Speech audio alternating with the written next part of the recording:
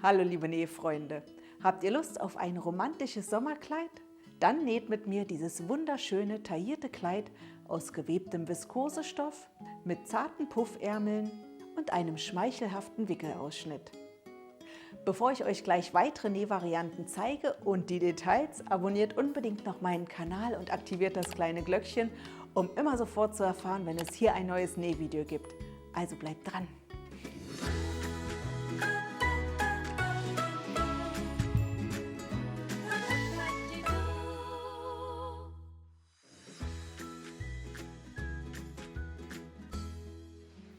Unser Schnittmuster für das Damenkleid mit verschiedenen Rock- und Ärmelvarianten findet ihr unter diesem Link. Das Oberteil hat einen einfach genähten Wickelausschnitt und wird am Rücken mit einer Passe sowie einer zarten Kräuselung gearbeitet. Auf Taillenhöhe hat das Kleid einen Tunnelzug und lässt sich mit einem Gummiband individuell an das eigene Körpermaß anpassen. Den ausgestellten Volantrock könnt ihr wahlweise mit einer Rüsche oder durchgehend in Knie- oder Midi-Länge nähen. Weiterhin stehen ein Flatterärmel, ein Puffärmel in 3 Längen sowie ein Ballonärmel zur Wahl. Dieser wird ebenso wie der Puffärmel mit einem Gummibund als Abschluss genäht. Verwendet für das Kleid leichte gewebte und fließend fallende Stoffe, zum Beispiel aus Viskose. Auf unserer Webseite findet ihr eine Auswahl an geeigneten Stoffen mit richtig tollen Blumenmustern. Hier habe ich die Schnittteile für das Kleid mit halblangen Puffärmeln sowie dem Rock mit Saumrüsche aus einem geblümten Viskosestoff schon einmal vorbereitet. Wir benötigen ein Vorderteilpaar, die mit Bügeleinlage verstärkten Ausschnittbelege, das Rückenteil, welches im Bruch zugeschnitten wird, 2 Passen, hier die halblangen Puffärmel, der Vorder- und der Hinterrock, 2 Saumrüschen, die anhand von Maßangaben zugeschnitten werden und wenn ihr wollt, noch 2x2 Taschenbeutel. Weiterhin brauchen wir Gummiband für die Taille, schmales Gummiband für die Puffärmelsäume, einen kleinen Druckknopf zum Annähen zum Schließen des Wickels und außerdem ist dieses Einlageband sehr praktisch. Los geht's mit den Vorderteilen. Hier nähen wir zuerst die Brustabnäher. Dafür habe ich hier schon die Markierung vom Schnittteil übertragen, sodass durch den mittleren Knips und durch die Markierung ein Bruch verläuft. Ich stecke die Knipse zusammen und eine weitere Nadel 2 cm hinter der Markierung. Hier ist das eigentliche Abnäherende. Die Markierung ist bewusst ein Stück davor, damit sie auf keinen Fall später außen sichtbar ist. Ich stecke eine weitere Nadel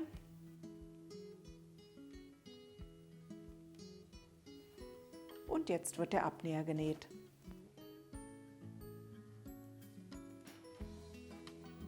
Zum Nähen habe ich ein hochwertiges Garn von Gütermann in meine Juki DX7 eingefädelt, einen Gradstich eingestellt und für den feinen Stoff eine Mikrotex-Nadel eingesetzt.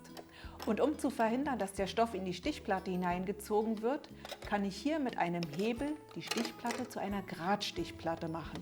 So habe ich hier nur eine kleine Öffnung.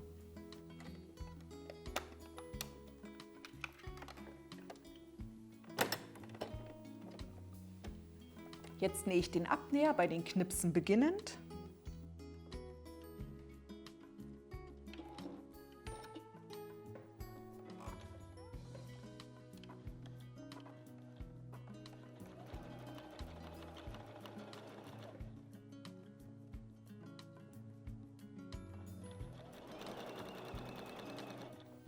Und jetzt schmal auslaufen, damit der letzte Stich an der Stelle ist, an der die Nadel zuvor gesteckt war. Darüber hinaus nähe ich noch einige Stiche weiter. Die Abnäher sind an beiden Vorderteilen gemacht. Ich habe hier bereits die Inhalte nach oben umgebügelt. Die Fadenenden lasse ich einfach stehen. Wenn ihr auf Nummer sicher gehen wollt, könnt ihr sie auch verknoten. Bevor als nächstes die Belege an die Vorderteile angenäht werden, versäubern wir hier die inneren Kanten. Entweder mit einer Zickzacknaht oder mit einer Overlocknaht. Bei meiner Juki Overlock-Maschine MO2000 habe ich hier schon 3 Konen mit recyceltem Polyestergarn von Gütermann eingefädelt. Da wir hier bei diesem Nähprojekt die Overlock-Nähte ausschließlich zum Versäubern und nicht zum Zusammennähen verwenden, reicht es, wenn nur eine Nadel eingesetzt ist und wir also mit einer 3-Faden-Overlock-Naht arbeiten.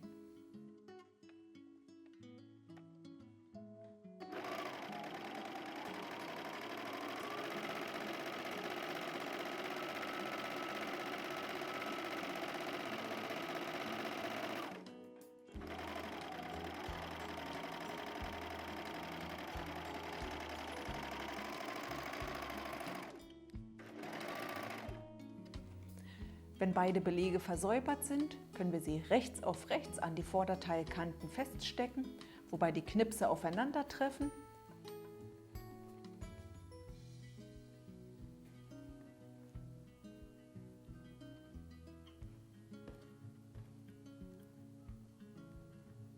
Und wenn das gemacht ist, werden sie mit der Nähmaschine und 0,7 cm Nahtzugabe angenäht.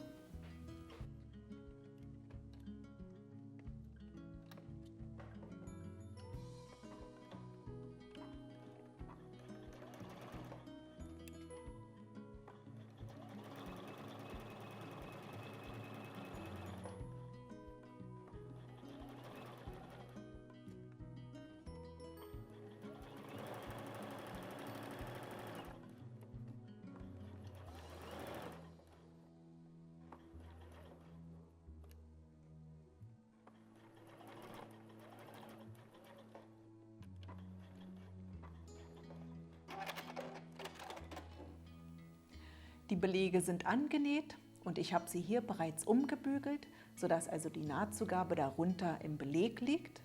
Jetzt nähe ich von rechts knappkantig neben der ersten Naht eine weitere Naht und steppe damit die Nahtzugabe flach.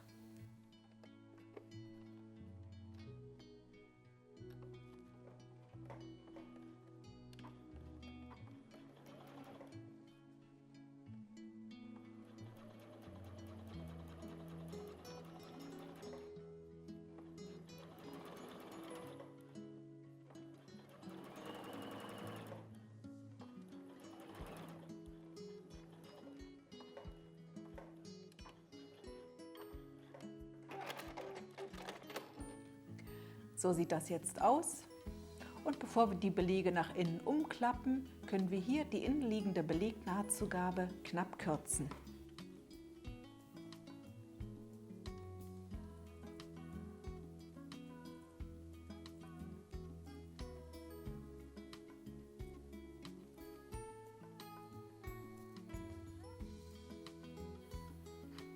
Wenn alles verschnitten ist, können wir die Kanten bügeln.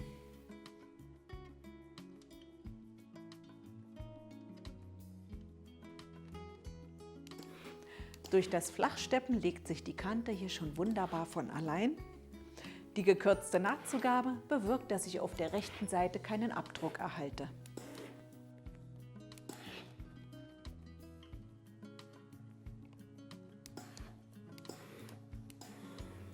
Beide Vorderteile sind gebügelt und ich habe schon einmal die Belege oben und unten mit Hilfsnähten fixiert. Damit an der Stelle, an der später beide Vorderteile mit einem kleinen Knöpfchen zusammengehalten werden, der Beleg nicht hervorschaut, können wir am Übertritt, also an dem darüber liegenden Vorderteil, den Beleg auf der Innenseite mit einem kleinen Stück Einlage befestigen.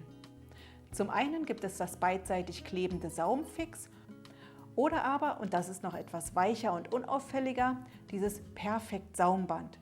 Es besteht aus 2 Teilen, welche unsichtbar mit einem Blindstich verbunden sind. Probiert dies unbedingt vorher an einem Stoffstück aus. Und wenn ihr zufrieden seid, könnt ihr an der auf dem Schnittteil markierten Stelle ein etwa 5 cm langes Stück auf der Innenseite durch Aufbügeln befestigen.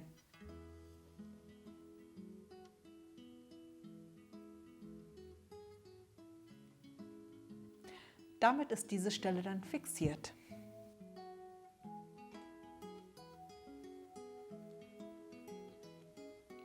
Die vorbereiteten Vorderteile nähen wir als nächstes an eine der beiden Rückenpassen an. Dafür legen wir sie rechts auf rechts, bündig an der Armlochkante. Hier am Ausschnitt bleibt ein kleines Stück offen, da hier die 1 cm Nahtzugabe inbegriffen ist. Wenn beide Teile festgesteckt sind, nähen wir sie an den Schultern mit 1 cm Nahtzugabe an.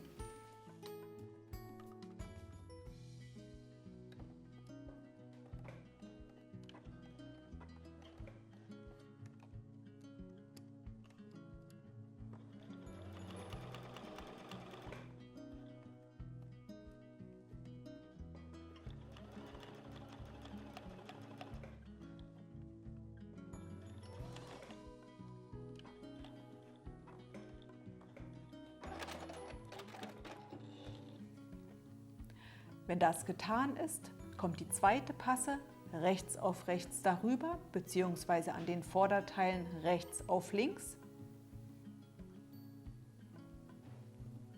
Ich drehe das Ganze um und wenn die komplette Kante zusammengesteckt ist, nähen wir die Rückenpasse an.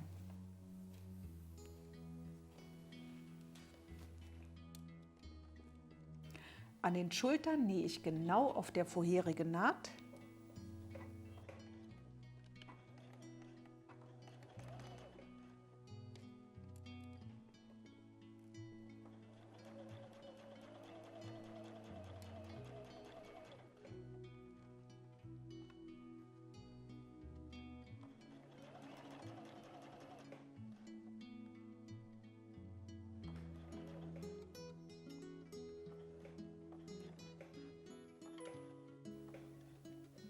Hier ende ich an derselben Stelle und nähe den Ausschnitt weiter.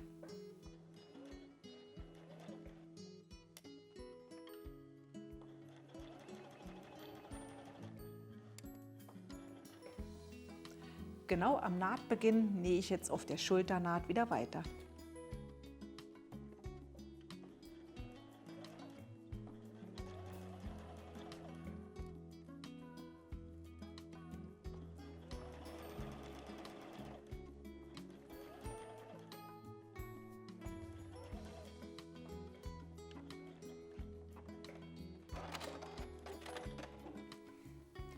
So sieht diese Naht aus.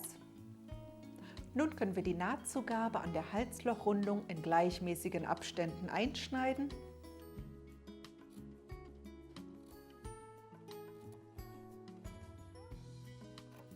Und an den Schulterecken schräg kürzen. Hier jedoch nicht die Vorderteile.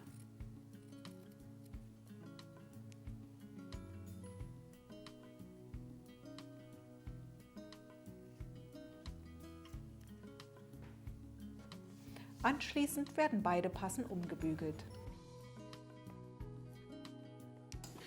Ich bügle zunächst eine Passe vor.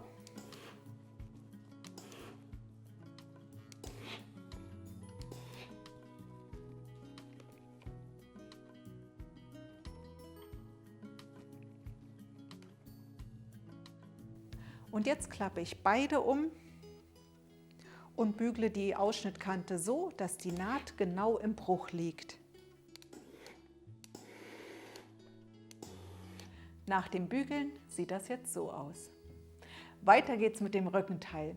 Dieses wird an der hinteren Mitte zwischen diesen beiden Knipsen auf den im Schnittmuster angegebenen Wert eingekräuselt.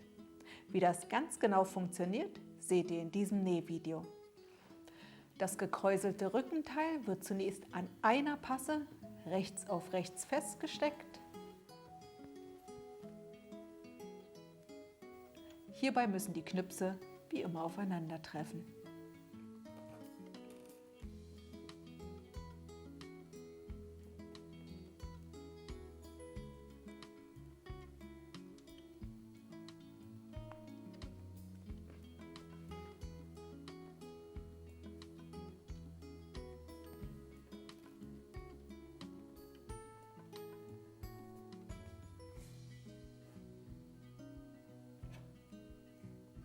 Wenn die Strecke komplett gesteckt ist, wird sie mit etwas weniger als 1 cm, also mit 9 mm, zusammengenäht.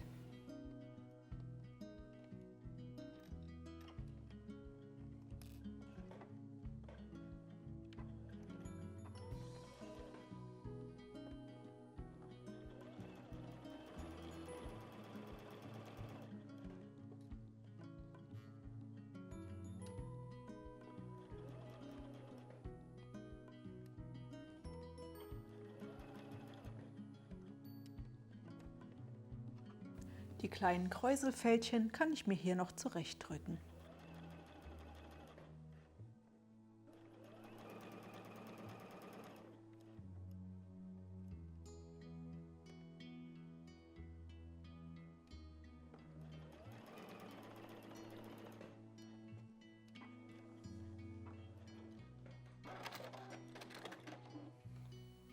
Das Rückenteil ist an einer Passe angenäht, die andere ist noch offen. Jetzt rolle ich das Rückenteil zusammen.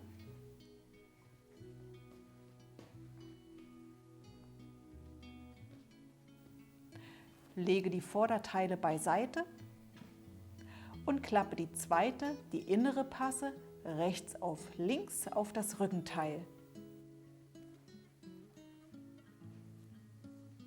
Ich drehe das Ganze um und stecke die Kante wieder zusammen.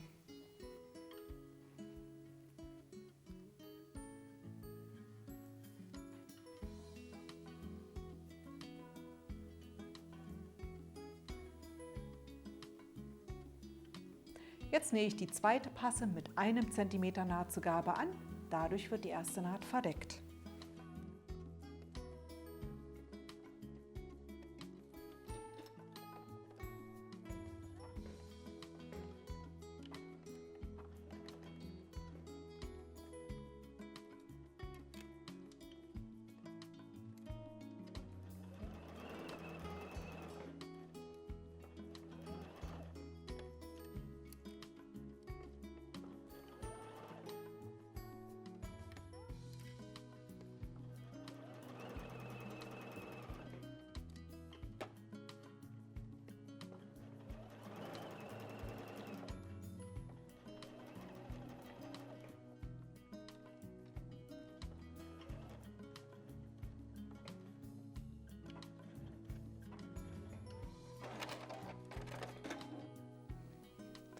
Die zweite Passe ist angenäht. Jetzt können wir das Ganze wenden.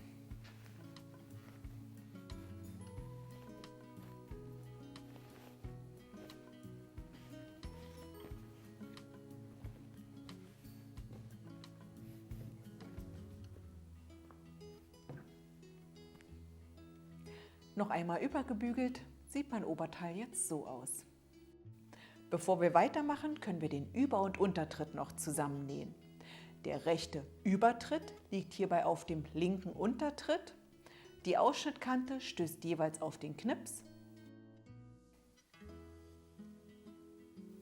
Hier habe ich beide Teile schon mit einer Hilfsnaht mit 0,7 cm Nahtzugabe zusammengenäht. Weiter geht's mit den Ärmeln. Beim Puff- und beim Flatterärmel werden zunächst die auf dem Schnittteil gekennzeichneten Bereiche eingekräuselt. Weiterhin werden die Saumkanten mit Overlock- oder Zickzacknähten versäubert und entsprechend umgebügelt. Beim Puffärmel und beim Ballonärmel wird die Saumkante jeweils 1,5 cm umgebügelt. Das messe ich hier mit dem Handmaß ab. Beim Flatterärmel hingegen wird die Saumkante nur 1 cm umgebügelt.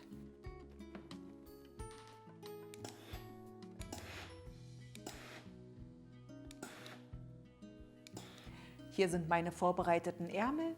Im nächsten Schritt können wir sie rechts auf rechts anhand der Knipse an die Armlöcher des Oberteils stecken. Hier am Vorderteil treffen die Doppelknipse zusammen.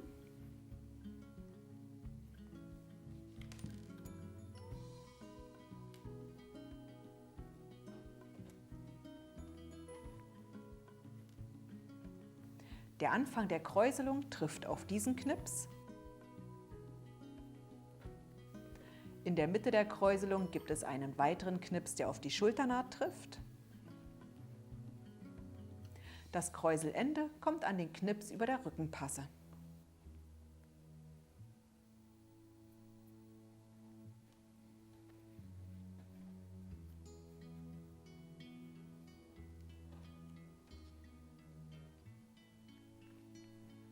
Wenn beide Ärmel festgesteckt sind, nähen wir sie mit 1 cm Nahtzugabe an.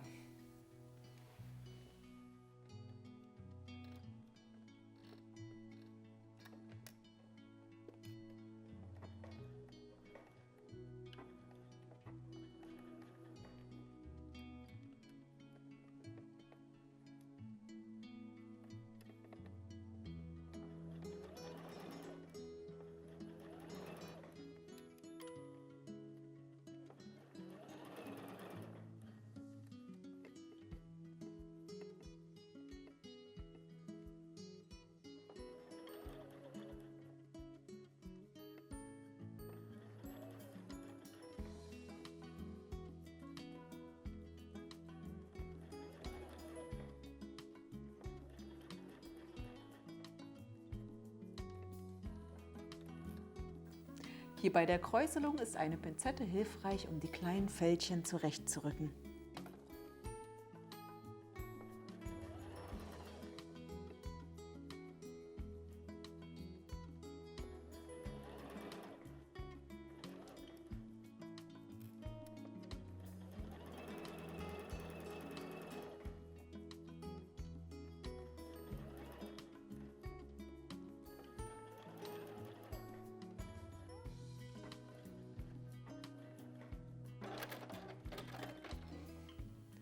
Beide Ärmel sind angenäht und ich habe hier bereits die Nahtzugaben versäubert und zum Ärmel hin umgebügelt. Als nächstes werden die Seitennähte geschlossen. Dafür habe ich hier die Kanten schon rechts auf rechts zusammengesteckt, wobei die Armlochnähte aufeinandertreffen und die vorgebügelten Saumzugaben aufgeklappt sind. Jetzt wird wieder mit 1 cm Nahtzugabe genäht.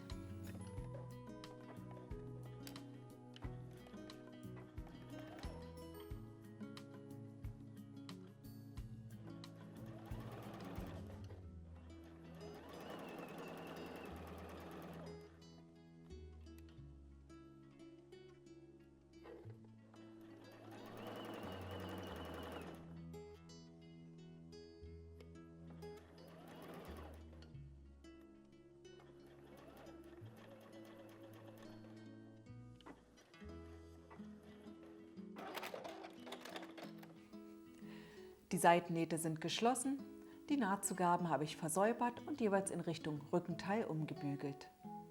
Als nächstes nähen wir die vorgebügelten Ärmelsäume fest. Beim Flatterärmel wird mit 0,7 cm Nahtzugabe genäht. Beim Ballon- und beim Puffärmel lassen wir eine kleine Öffnung, um später ein Gummiband einzuziehen und nähen mit 1 cm Zugabe.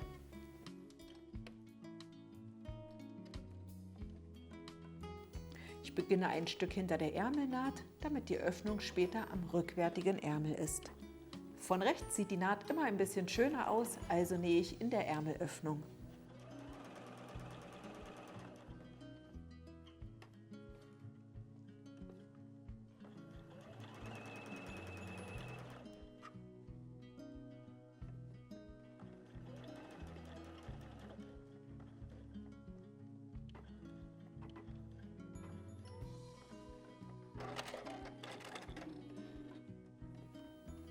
Damit ist das Oberteil erstmal fertig. Kommen wir nun zum Rockteil. Optional könnt ihr hier in den Vorderrock Nahttaschen einnähen. Die komplette Anleitung dafür seht ihr in diesem Nähvideo. Wenn ihr euch außerdem für die Rüschen entschieden habt, dann werden diese entsprechend eingekräuselt, angenäht, die Nahtzugabe versäubert und umgebügelt. Die vorbereiteten Rockteile werden rechts auf rechts gelegt.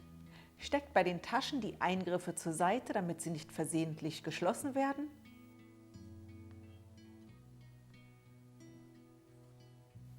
Und wenn beide Rockteile aneinander gesteckt sind, können wir sie mit 1 cm Nahtzugabe zusammennähen.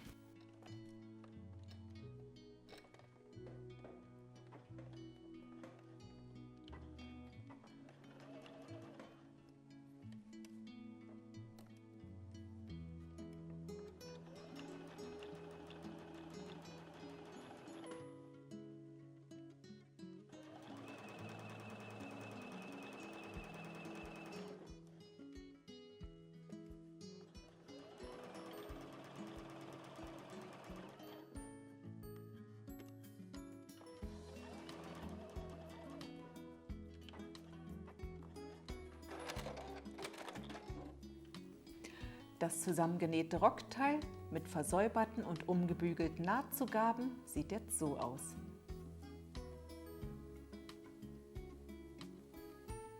Im nächsten Arbeitsschritt werden Oberteil und Rock miteinander verbunden. Dafür stecke ich das Oberteil rechts auf rechts in den Rock, wobei das Vorderteil auf den Vorderrock mit den Taschen trifft.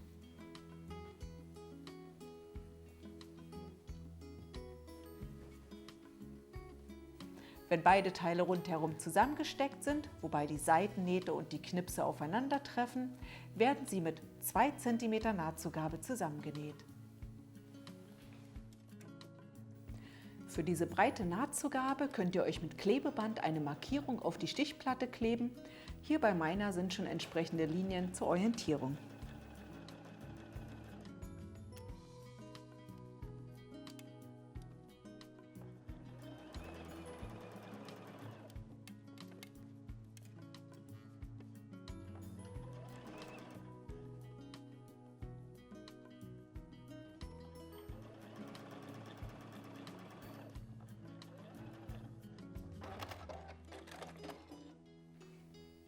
Beide Teile sind zusammengenäht und ich habe hier bereits die Nahtzugabe versäubert und nach unten zum Rock hin umgebügelt.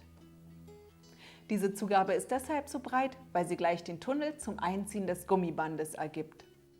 Die Zugabe wird von rechts am gewendeten Kleid rundherum festgesteckt und dann mit 1,5 cm Abstand zur ersten Naht bis auf eine Öffnung zum Einziehen des Gummibandes festgenäht.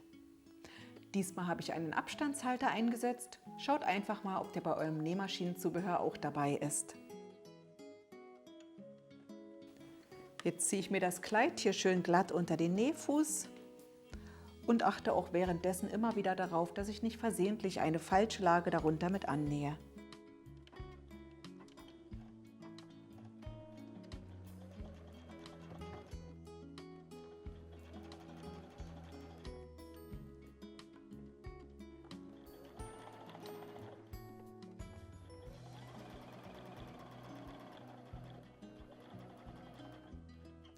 Vergesst kurz vor dem Ende nicht die etwa 2 cm große Öffnung.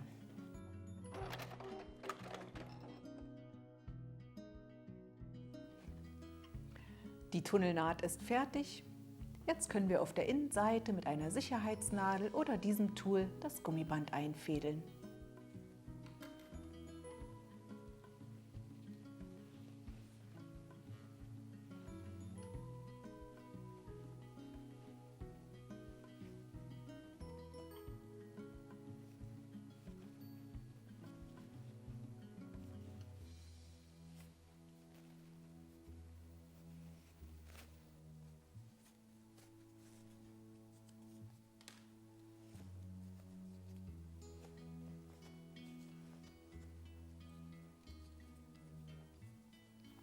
Die Enden stecke ich mit einer Sicherheitsnadel zusammen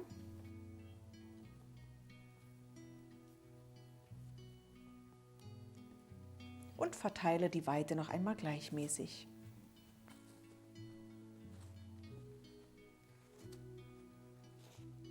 Wenn ihr das Kleid mit dem Ballon- oder Puffärmeln gewählt habt, könnt ihr jetzt auch das etwas schmalere Gummiband einfädeln und die Enden mit einer Sicherheitsnadel fixieren.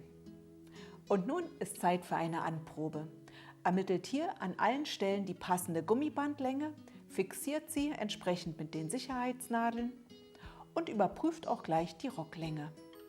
Wenn ihr zufrieden seid, überprüft noch einmal, dass das Gummiband nicht verdreht ist und näht die Enden zusammen.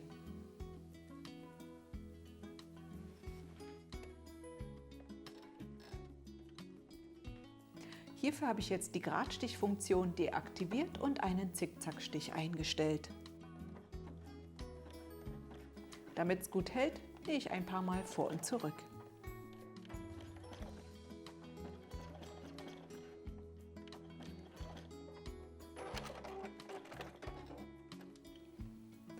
Auch an den Ärmeln habe ich die Gummibänder zusammengenäht.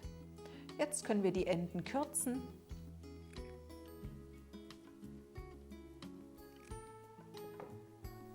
Das Gummiband vollständig einziehen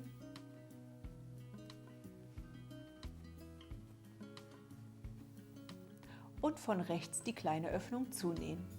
Das habe ich hier schon gemacht. Und jetzt noch der Saum. Hier wird die Kante zunächst 2 cm umgebügelt und dann nochmal eingeschlagen, sodass eine 1 cm breite Saumkante entsteht. Wenn ihr akkurat gebügelt habt, näht sie jetzt von rechts fest, denn hier sieht das Nahtbild immer etwas schöner aus. Wenn ihr auf Nummer sicher gehen wollt, näht sie von links knappkantig an.